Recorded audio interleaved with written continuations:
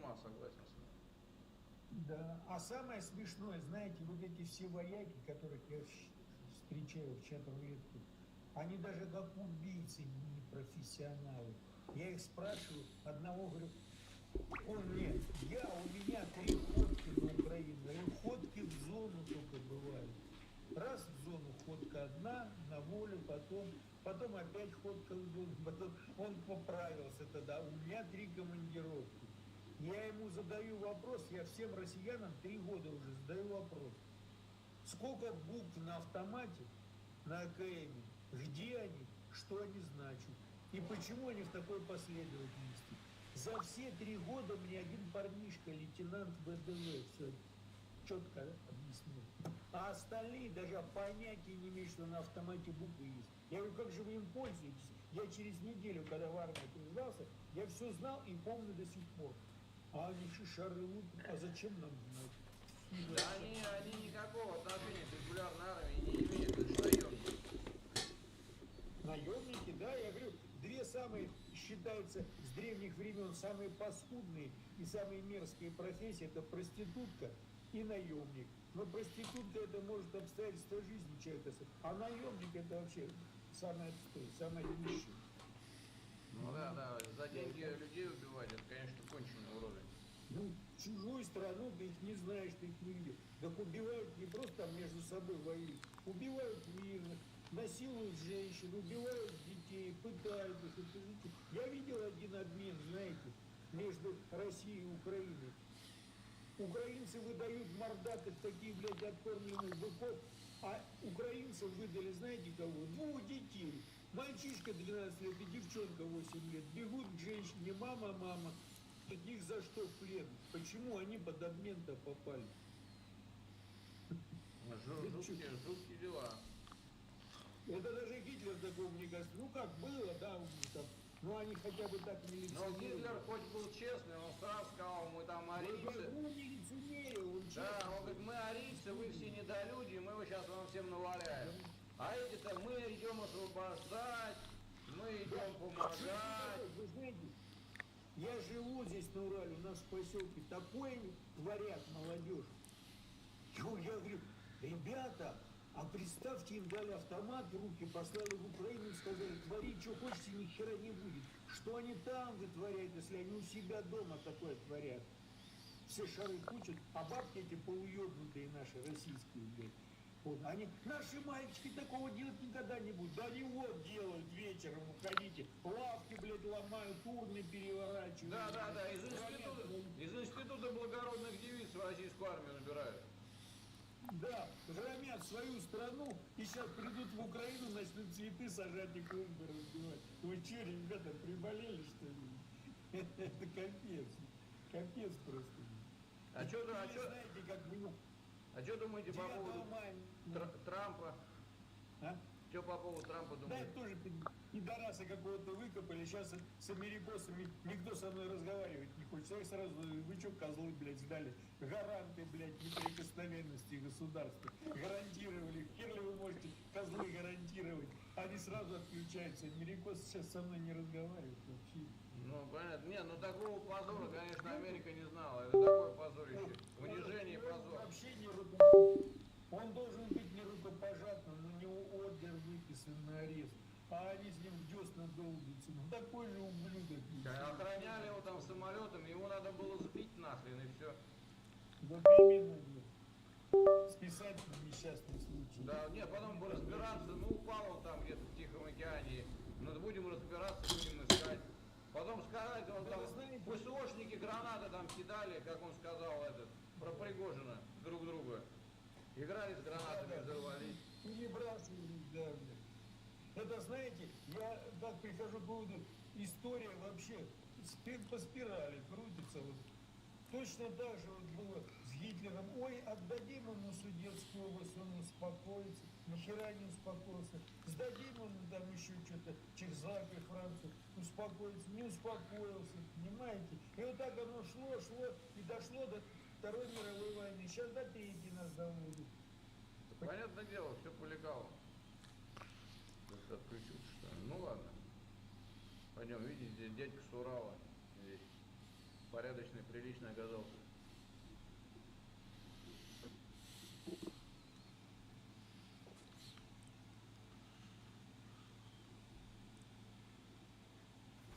Look at this fun fact. Did you know that your blood vessels taken together add up to 100,000 kilometers, enough to wrap them around the planet twice?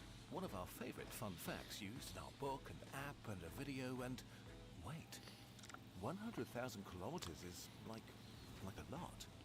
We've used it so often, but where did we get this number from? And how do we know it's true? Welcome to an epic research riddle that took us well over a year to figure out and led us on a strange and baffling journey. It began extremely innocently. We always collect interesting and fun facts to make our stories more colourful. And this one was just perfect. All of your blood vessels twice around the world. Small thing, big number. Wow. But one day, someone asked where this number was actually from. Did it really matter though? Because it had to be true. If you Google variations of how long are your blood vessels put together, you'll find the same numbers over and over. 100,000 kilometers or 60,000 miles. You find it in books, blogs, web pages of educational institutions, or lecture notes, reviews, scientific papers and articles. We ourselves have used it multiple times. So it couldn't be that hard to find the source, right? Right? The first perplexing thing we noticed was that not a single one of the many websites, books or articles quoted the original source. Most didn't give a source at all, some linked to each other. It seemed like the number was just accepted as a truism. Very weird. Even worse and more suspicious was that the number was used inconsistently. Some said it's the total length of capillaries, some said it's just veins plus arteries, and others cited it as the length of everything put together. Something wasn't right. We couldn't let this go. Getting our facts straight is critical for what we do here, and since we've used this fact ourselves a few times, this now felt personal. We needed to find the original source and solve this research riddle. There had to be an original source. Random Googling just turned up thousands of sites that quoted the number, no lead to the original. So we moved on to PubMed, a search engine for biomedical science papers. 0 results. Okay, weird. Maybe if we tried a few different keyword combinations. Nothing.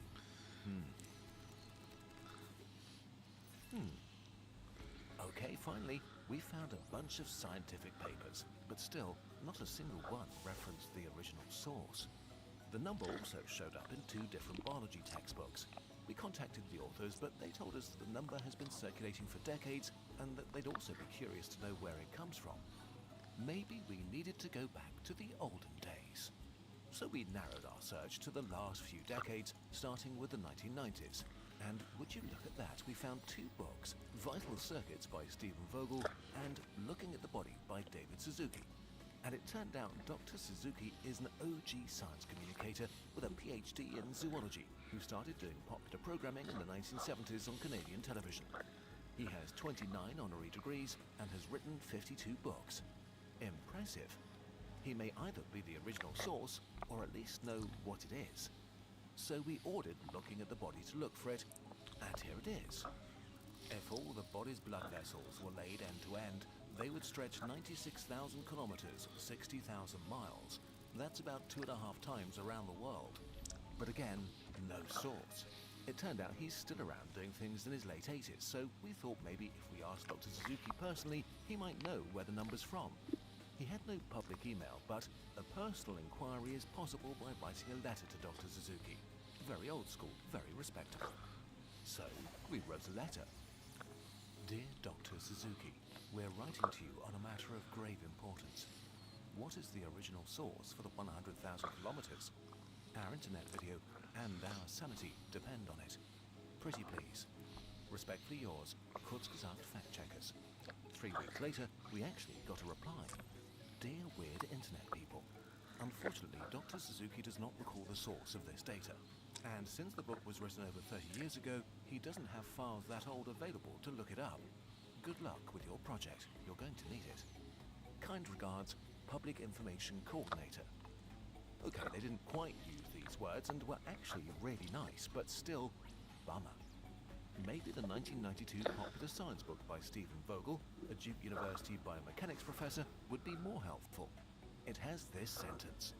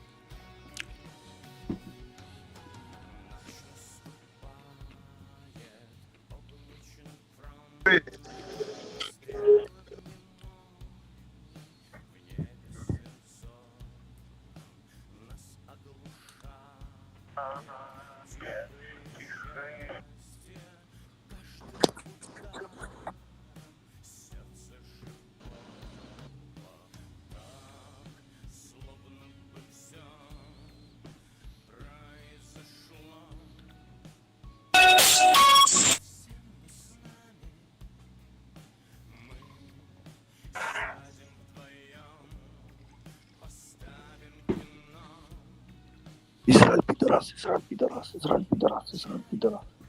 Fuck you, Израиль, fuck you, Израиль, fuck you, Израиль, fuck you, Израиль.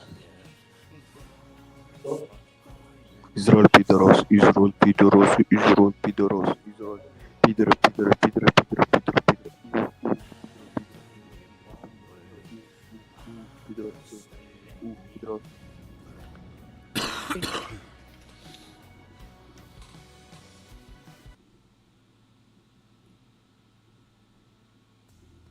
Прекрасно.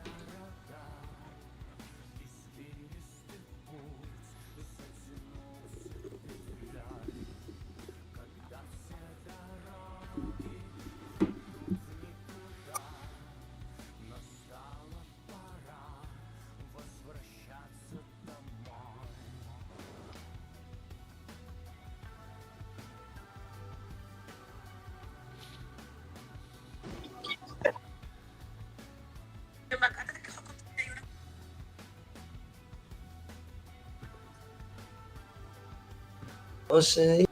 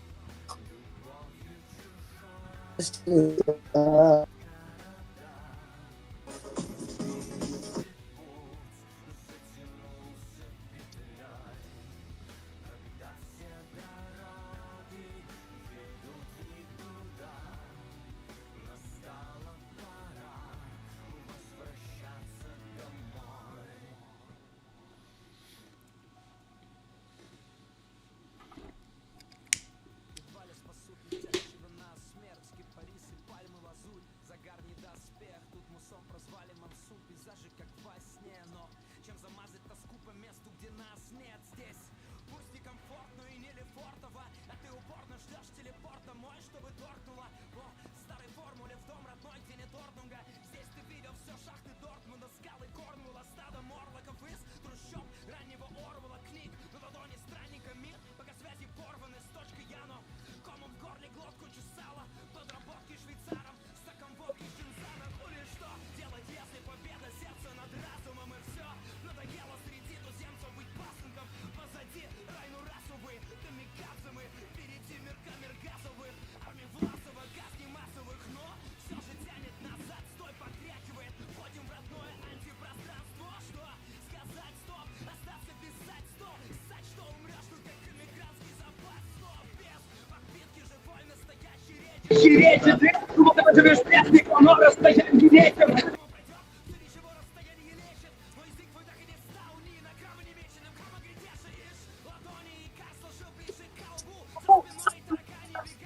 Эй, как кому?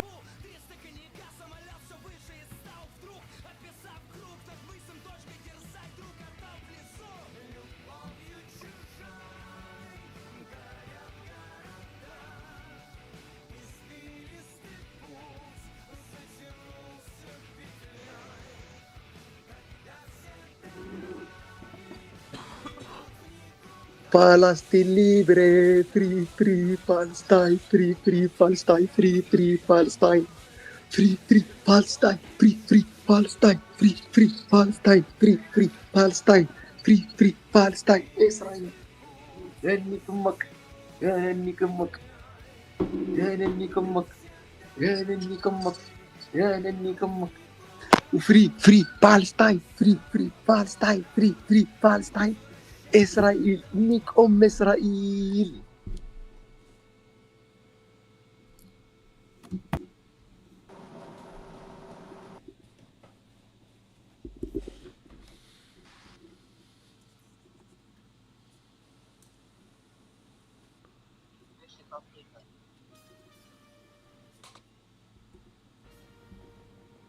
שלח קוראים לך ליאם.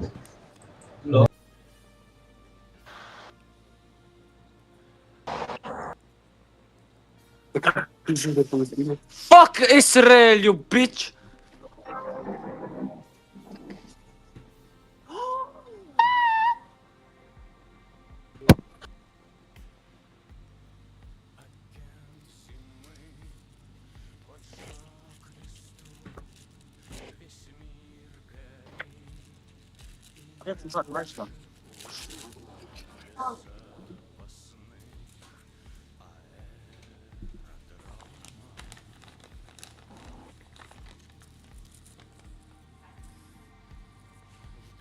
Actually, I give him.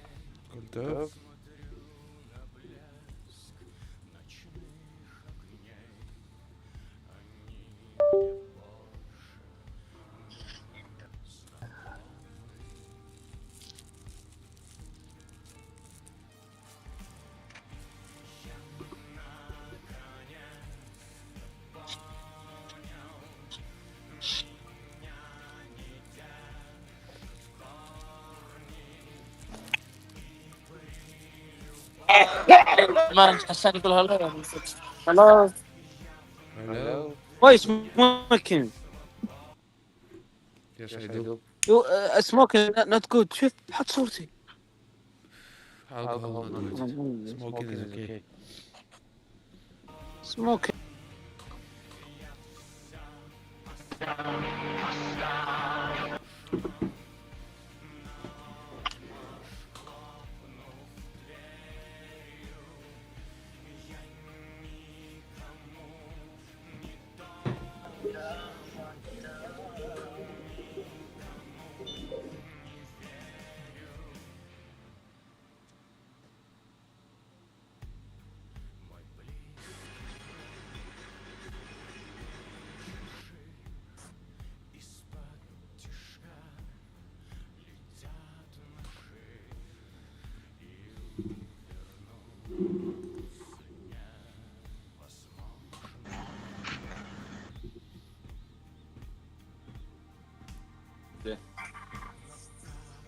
اخشني معقول.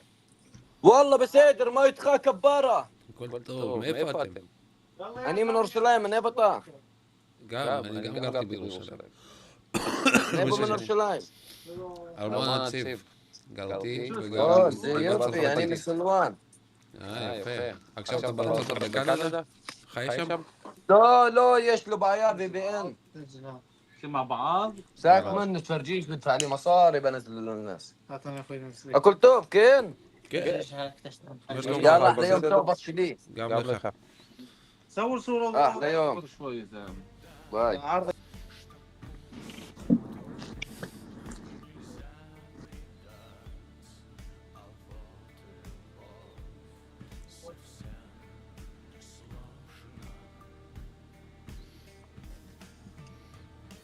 You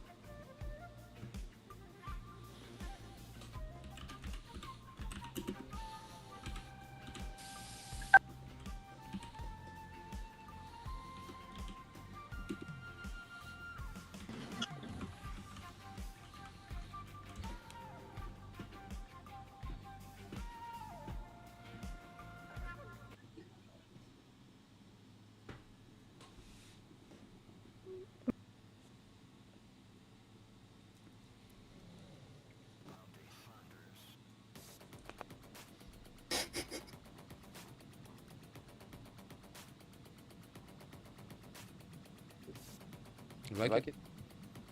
Yeah. Hindi tayo entrata in Repubblica Dominicana.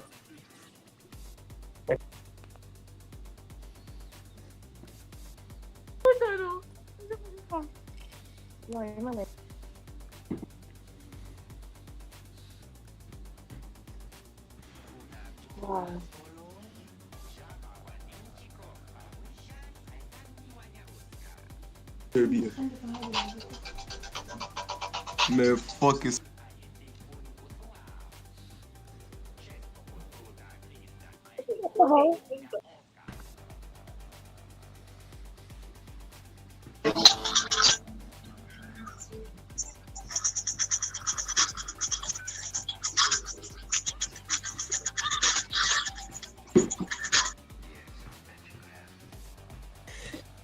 Oh my god, he's 4-1. Fuck Israel! Fuck Israel! Fuck Israel!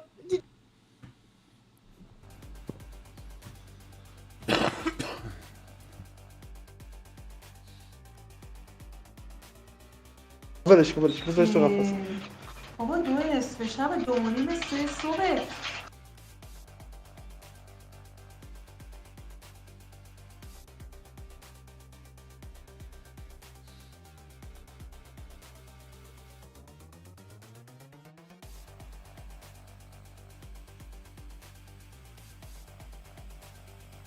Already.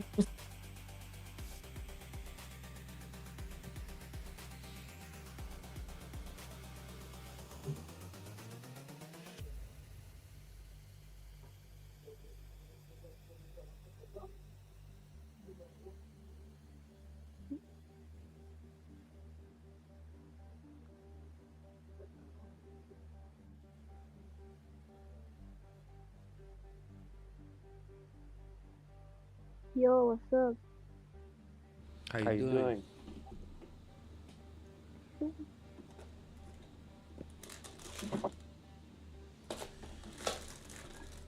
Bro, you hear me? Yeah, I can hear you. Oh. Okay, then.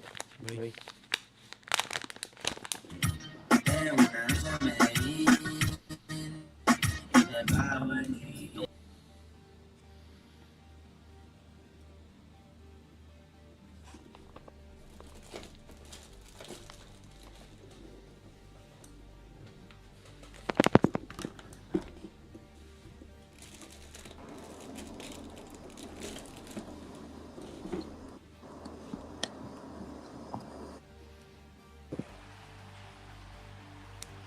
Let's go, Israel. How you doing? What's up? All good? Yeah, you have to say fuck Hamas for me. Fuck Hamas, yeah. I agree. Should be fucked. Yes.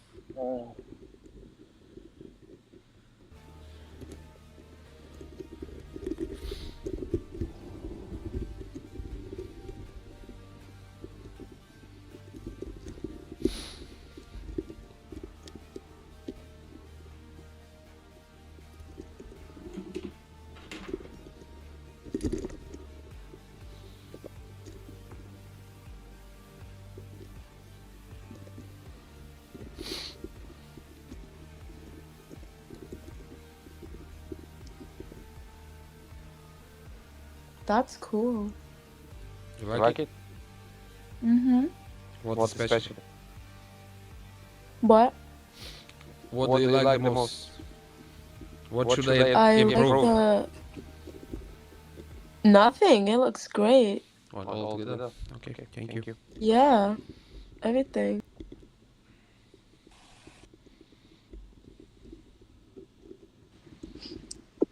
I tried this one. Let me try. Not bad. It's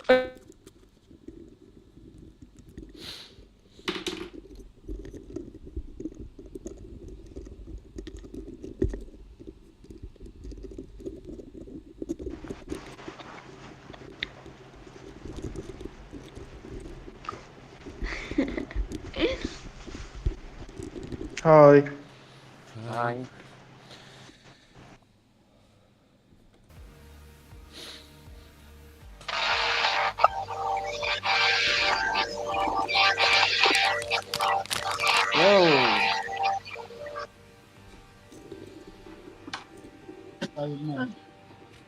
انت مشيف انت مشيف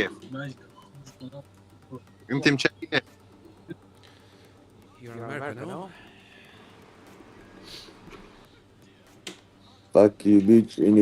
Nigga.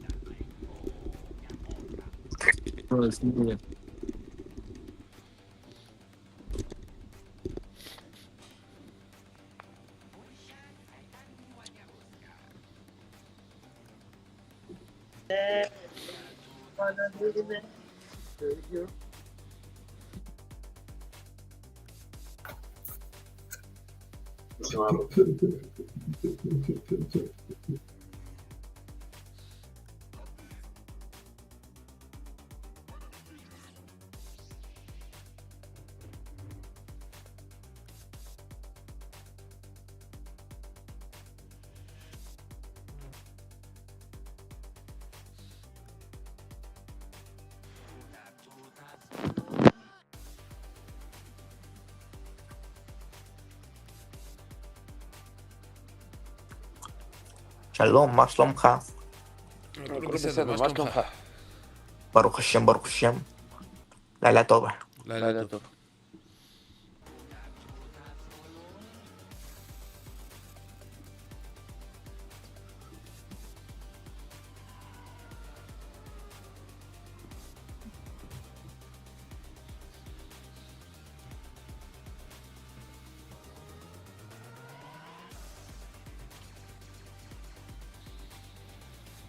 فلسطين نمبر 1.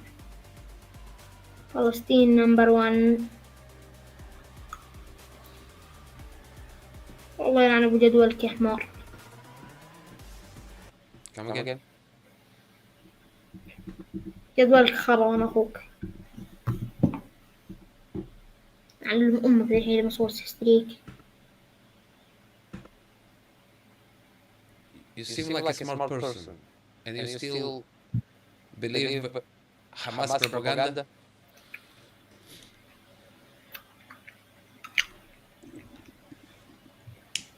How many Palestinians you met in your life? Actual Palestinians that came from Gaza. Palestine number 1. You see, you've got no answers. Nothing. Okay. You understand? That's the problem. You've got no answers. If I'm asking you anything, you have no idea what I'm talking about. You just I'm follow. sorry. You just follow the TikTok trends. You know, like whatever everyone say.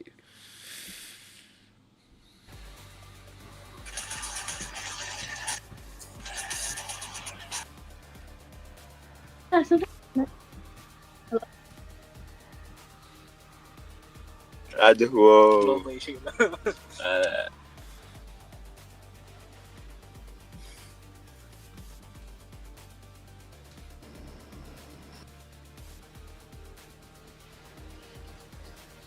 تعرف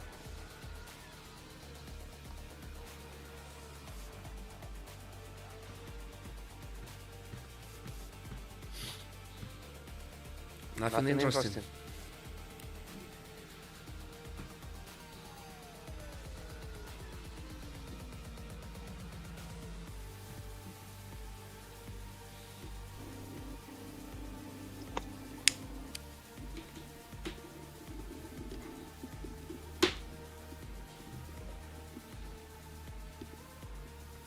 شغل ده 72. No, nada más unos $6, papi. Con eso comemos 4.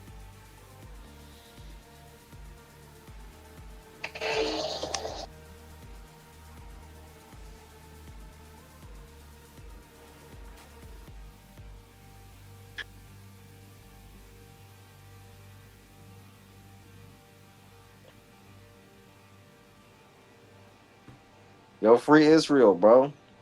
From what? From bombing kids. From what? Hello. Hi.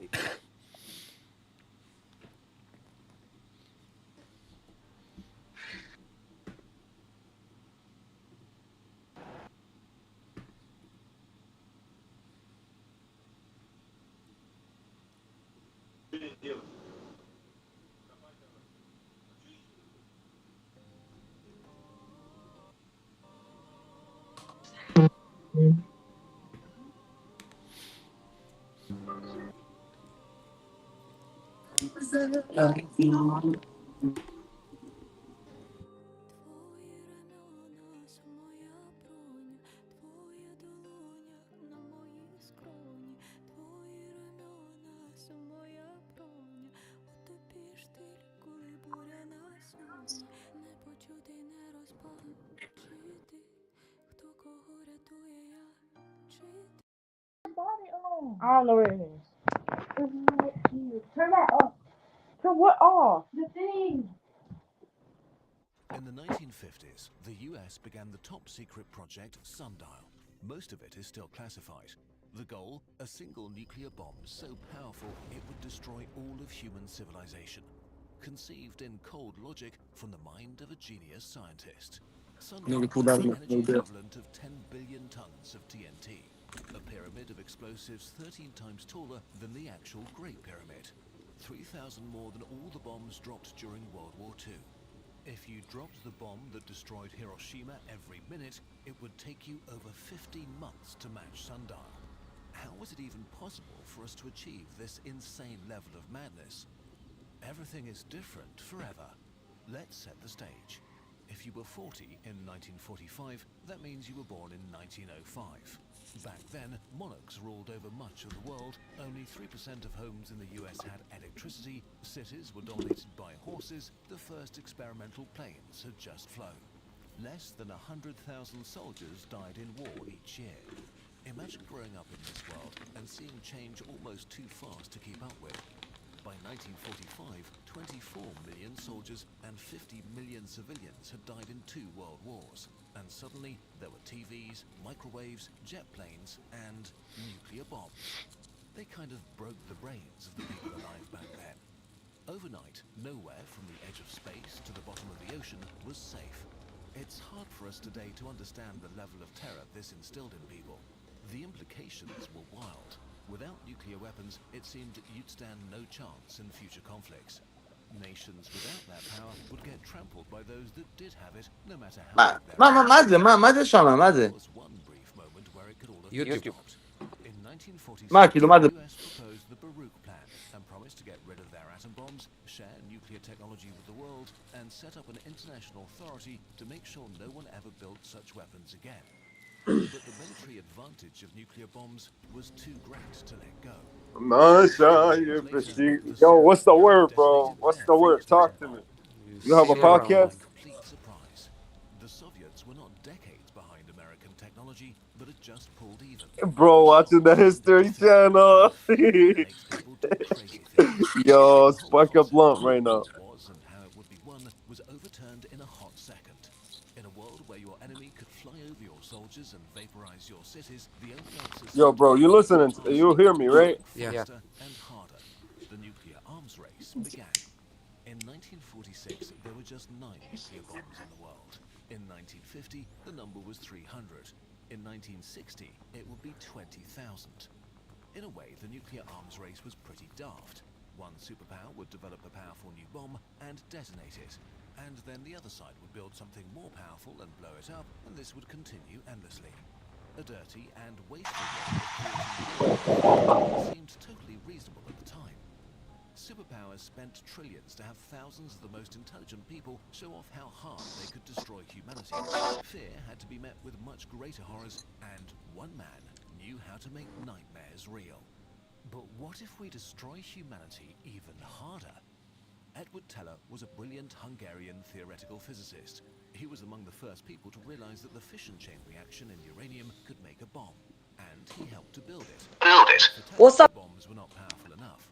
He was ready to pay any price for security, and to be more secure, to be less afraid, he urged that larger bombs.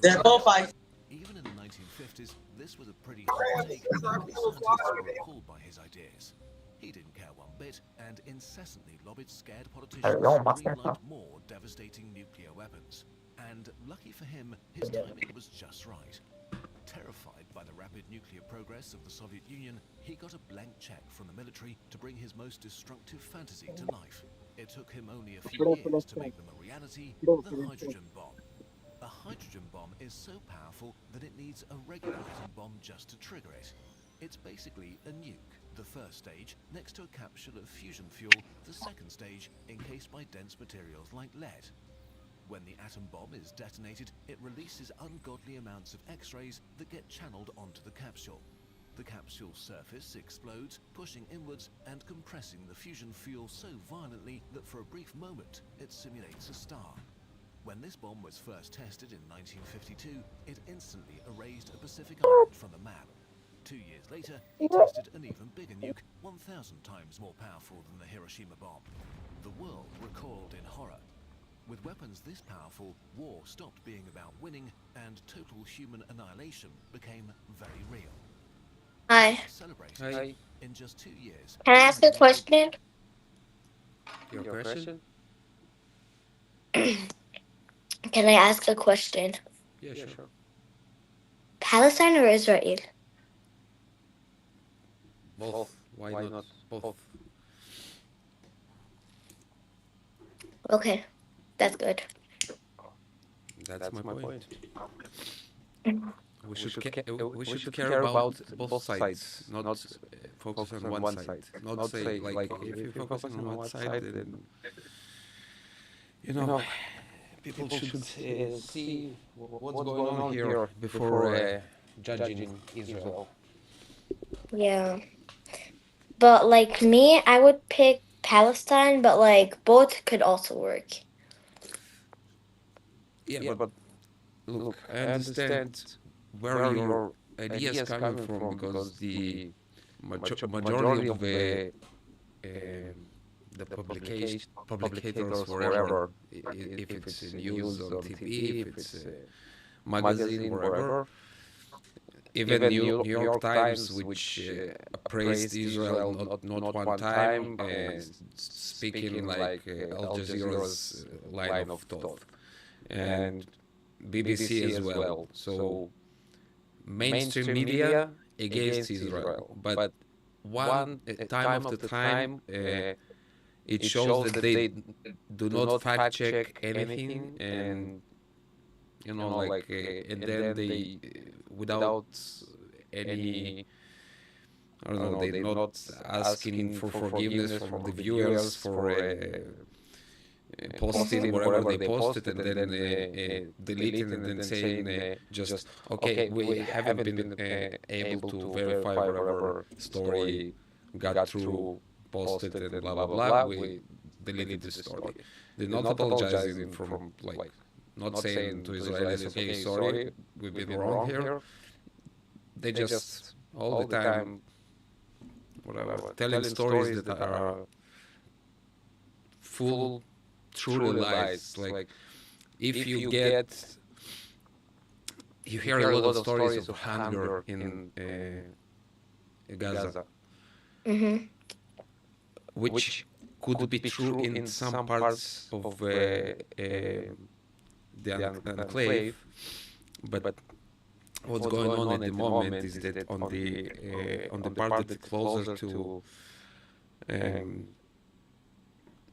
Egypt, basically there are American companies that do the logistics of the aid distribution, and to fight like looters and wherever, they require that every person that wants a food, they need to get on food, like close to a point of distribution of goods, wherever it is, and it prevents from Hamas terrorists to come closer and do whatever they want. So Hamas terrorists not in this part of not in south part of Gaza, but they are still in Gaza City, which still stands fully, and people live there, and people go to restaurants. Like there's a Russian girl that lives in Israel, and she's doing TikToks, and she shows like in the past week there have been 7 restaurants opened in Gaza City. She shows like Instagram accounts of their restaurants, whatever it is, and she's like, hunger? How could it be like if you open in a restaurant and you okay? The creation of American warheads 100 times more powerful. He had stolen the nuclear fire from the gods and awoken cosmic horrors, but he insisted that it was still not enough. His dream was to have a bomb of almost unlimited power. And once again, his timing was pretty great. When the Soviet Union detonated its own hydrogen bomb, it sparked a new wave of fear. This is where we get the top-secret Project Sundial. The bomb to make all other bombs irrelevant. The final bomb. Teller skipped right to the end of the nuclear arms race. He wanted to build a world destroyer, something so breathtakingly destructive, so incredibly scary that it made no sense to continue playing. Almost everything about it is still classified, but what we do know about it is terrifying. Work on it actually began, and tests were planned. Sundial wouldn't be some warhead loaded up onto a bomber and dropped on a target. No, it would be a backyard bomb. After all, if a bomb can destroy the world, why bother moving it at all? No need to bring it close to your enemies, you could as well just put it in your backyard. Maybe it would have actually been put in the center of the country, maybe it would have been put on a remote island or stored on a ship. We don't know what the actual plans were. But this underlines how insane this weapon was, and that Teller knew exactly what he was proposing. In his mind, the rationale was the ultimate deterrent.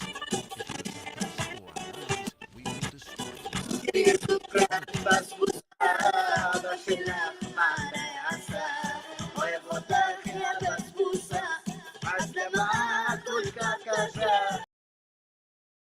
level, his concept was not even that complicated. It was probably some kind of nuclear matryoshka doll. The truly breathtaking thing is the idea itself. He attempted to make it real. From what we know, Sundial would have weighed 2,000 tons, as massive as a 250-meter-long cargo train. It would explode with the power of at least 10 billion tons of TNT, a number so big it doesn't mean anything anymore. So let's make this a bit more graphic. One wild thing about it is that humanity never tested anything. This is the best speculation we developed together with experts. For a brief moment to Они там что? Они там is up to 50 kilometers in diameter, the visible horizon. It's blissfully to the speed of light. Everything within 400 kilometers is instantly set on fire. Every tree, house, person. The energy would reach much further, but the explosion is so big that the Earth's horizon curves away from it. The surrounding deserts turn into a field of glass. Then comes the blast wave. The atmosphere above the explosion is violently shot into space. A magnitude 9 earthquake shakes the United States, while the sound of the blast reverberates around the world. North American forests burn, adding their soot to the bomb's radioactive fallout to create toxic death clouds that shroud the world like a dark curtain. Sundial is like a nuclear war happening all at once, but it's more like a giant volcano erupting or an asteroid striking than a nuclear war. Sundial would bring about an apocalyptic winter where global temperatures suddenly drop by 10 degrees Celsius. Most water sources would be contaminated and crops would... Most people in the world would die. So, congratulations, you won. Good news. Wait, no, bad news. The good news is that Sundial was never built. Most details are still top secret, but we know that horror, and politicians who were secretly informed responded with disbelief. Even the US military thought this was a bit much. In the insane world of nuclear arms, this madness was too much. Building it considered a crime against humanity. And it had other problems too. There was A single apocalypse weapon leaves you no wiggle room. Would you press the button if enemy soldiers crossed a distant country's borders? Yes, sir! Yes, sir! Would you end the Yes, world sir! if a rival overthrew a friendly government? End of the world! Yes, sir! End of the world! Them too. Yes, sir! Yes, sir! What happened in the room is that while Sundial is clearly insane, humanity still kind of did build it. At the peak of the Cold War, humanity had over 70,000 nukes. Even today, we still have about 12,000 nuclear weapons, enough to destroy human civilization. Instead of a single world burner, the superpowers built tens of thousands of nuclear weapons of all types and sizes, hidden in submarines. And this sounds so much more reasonable, doesn't it? But this also makes them a much more credible threat. Because if people feel they can risk setting off a smaller nuke, they might actually get launched. The kind of chain reaction this might trigger. So in reality, the difference between Sundial and what we have today is not even that big. Humanity didn't build a doomsday bomb, but a doomsday machine. Today, the world may be on the verge of another nuclear arms race. The US is on track to spend $1 trillion on nuclear modernization programs, while China is expanding its arsenal and might have more than 1,000 nuclear weapons ready to be deployed by 2030. So far, we've escaped the existential threat these weapons pose, but if an alien visited Earth, it might ask us if we're okay and need a hug. We should ask ourselves as a species if we really want a moment's notice. Black. That was a lot. Science is never inherently good or bad. It's up to us to use our curiosity and exploration for something positive. If you want to impart this spirit onto the kids in your life from early on, our sponsor KiwiCo is a great start. This is one of their science project crates that delivers you all the ingredients for a science adventure right to your doorstep. Let's explore.